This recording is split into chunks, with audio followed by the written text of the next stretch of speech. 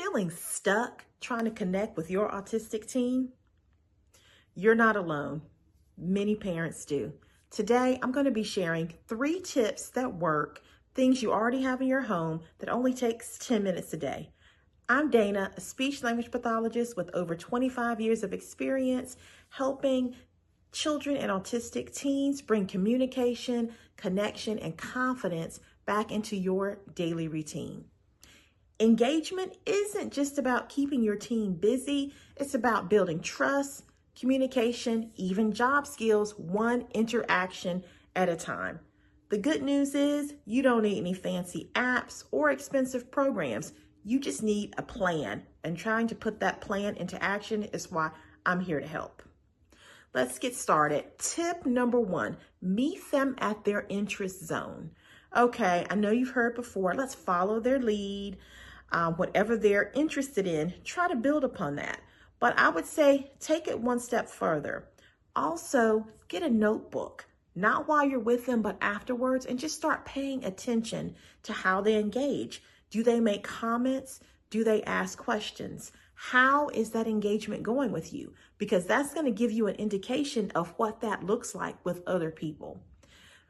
What we can do with that information is we can definitely build off of that. I want you to build off of that and use that, because that can be used in the future as a part of the plan. So our whole goal here is to engage. But my tip is make sure you're engaging with a purpose and getting that information so it can be used later to help them build upon their strengths.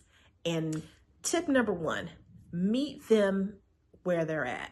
What do I mean by that? Follow their lead. If they like trains, animals, have a certain interest in cooking, make sure that you bring that interest to life. Also, the catch, what I say differently, is get a notebook. Start taking note of, yes, let's have this engagement, but also you're gaining information. Ooh, how do they engage?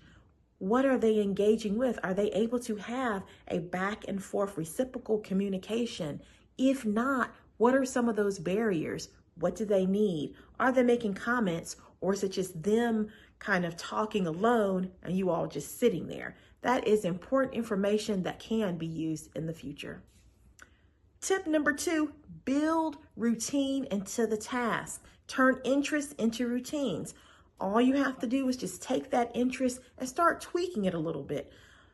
One thing I always say, always think about, how does this relate to a foundational communication or job skills? Remember, they're not little kids anymore. They are teens. And you have to start really thinking about, where do I want to see them and how can I get them there?